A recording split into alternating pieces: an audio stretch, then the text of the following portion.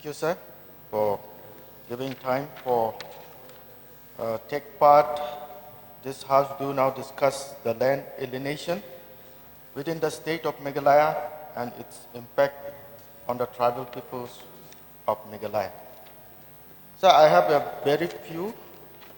Number one is our traditional institution like Nukma, and other one, number two, is border area issue, what is prevailing in present state in border area, as well as the coal mining fields in Garo Hills region. Sir, my point is, number one, Nokmaship. There are two categories of Nokma. Number one is the wealthy family is called Nokma. And number two, the custodian of the clan's land, she is also called Nokma. Sir, in Garo Hills region, we have different coal mining fields like Nongal Vibra and other surrounding area. Those people, petty businessmen, non-Garo, they used to enter to the Garo Hills for the small business purpose. And slowly and gradually, this petty businessman, they stay for a long period and they study about the weaknesses of the particular family, and they start marrying Nokma widow and the daughter of the Nokma. Then subsequently, non-Garo become Nokma. That means custodian of the clan land. And after amassing the property,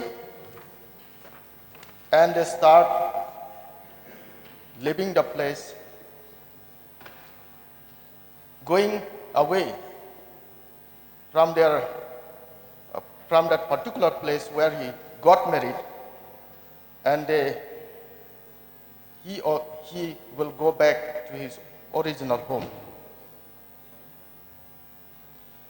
Yes, some of them, they stay till their last breath, assimilating man and dine, and they work for the benefit of that particular area. But most of them, they are taking away all the properties, wealth and money, and they gone back to their own house.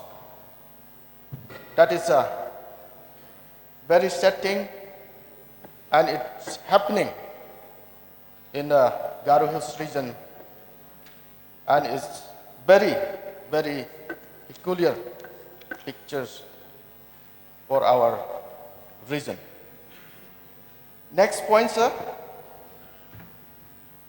Since we are in the border area, there is no boundary. Lots of roads entering to Garo Hills. There's no, it means there is no any point, gate to enter to the Garo Hills. Anywhere, everywhere, anybody can enter. Those petty businessmen, they enter to the region selling different kinds like fish and home materials, and they study the weaknesses of the families, and sometimes they are eloping the daughters and the wives of someone, and they are vanished somewhere in the neighboring state. And also, some of the petty businessmen, they will come and familiar themselves with the people. And sometimes the farmers, in the times of need, for the school fees of the children and for the hospital for treatment, they sell their land for the non-garos. And those petty businessmen, they are buying the land, hiding it, and using the tribal land for their own benefit. It is common phenomenon, and it's prevalent not only North Garo Hills and other parts of West Garo Hills also, sir. So these are some of the points that I want to raise in this August House. And these things are very, very impact on the tribal in Meghalaya. With these few words, I resume my seat. Honorable Member Dr. Celestine Lyngdoh, Honorable from Muslim, please. Mr. Chairman, sir, I rise to support the motion brought by the MLA from Lyngdoh. The motion is that this House do now discuss the land alienation within the state of Meghalaya and its impact on the tribals of Meghalaya. I will try to touch only points that are not repetitions. Mr. Chairman, sir, we all remember, if we reflect back a little on the history of India, when the Britishers came, they came as the East India Company. They came to Kolkata and they told the people that we have come here to help you. With what? To supply the spices that are produced from India. We will take it to Britain at a higher price. Who will benefit? You Indians will benefit. The silk that you produce, all these spices that you produce will get a higher benefit to you. Ultimately, as the history tells us, they ruled us for 200 years.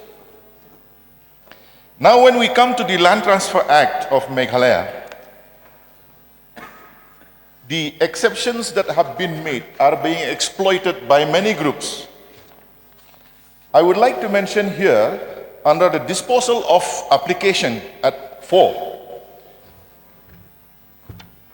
4E, whether the land proposed to be transferred is actually required as a place of public religious worship by any community or as a burial or cremation ground.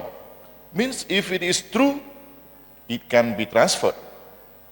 F, whether the land sought for to be transferred is for the purpose of implementing a scheme to promote the interests of the tribals in the field of education or industry. The same thing, if it satisfies, the land will be given to the non-tribals. I want to mention through you, Mr. Chairman, sir, in Bernihat areas, when all those industries started, all of them promised that the local boys and girls will be employed. Yes, they were employed.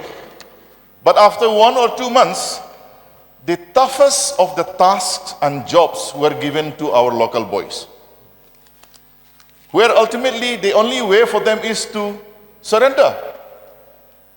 And after they surrender, then they bring the people who are non-tribals to work in those very areas.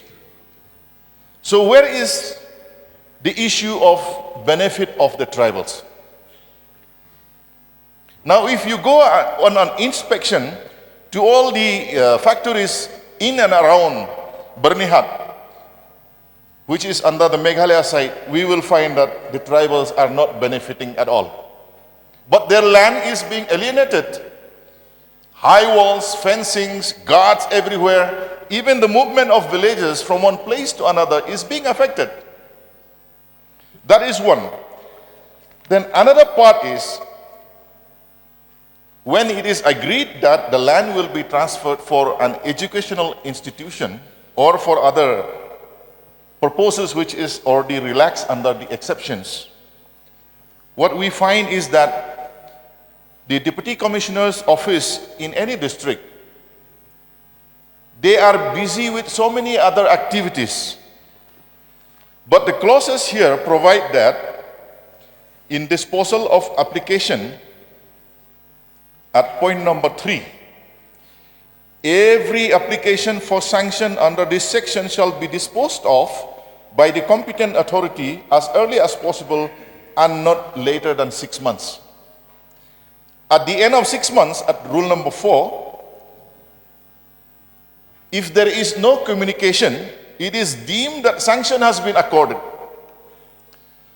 So the revenue office in the DC office, if they are busy with so many other activities, sometimes by oversight, they forget to reply about the application. So when they forget, suppose if they remember, they would have said no, but just because they forgot to reply, it means that it has been accorded, accepted. So I feel something has to be done on this aspect.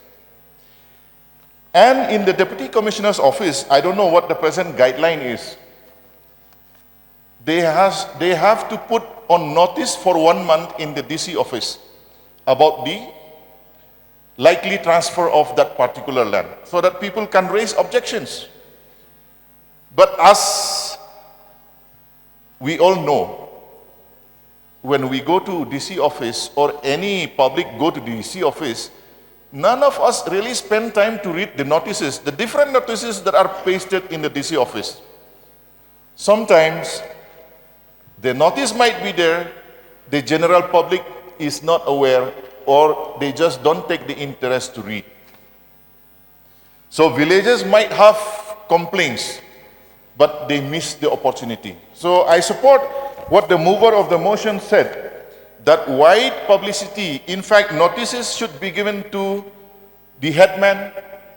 Even the headman of the adjacent village should also be intimated about the sale of those properties.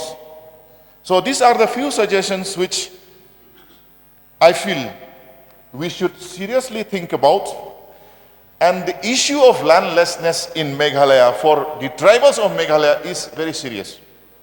I read in one article, they said that landlessness is touching 65 to 70% in Meghalaya. 76%.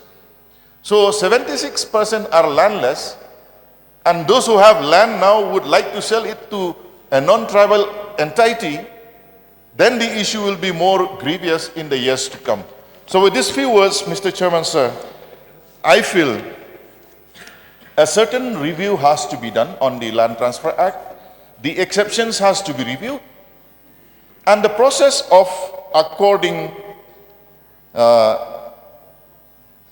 or the process of allowing those non-tribal entities in the form of educational institutions or industries has to be really fully scrutinized. With these few words, I resume my seat, Mr. Chairman, sir.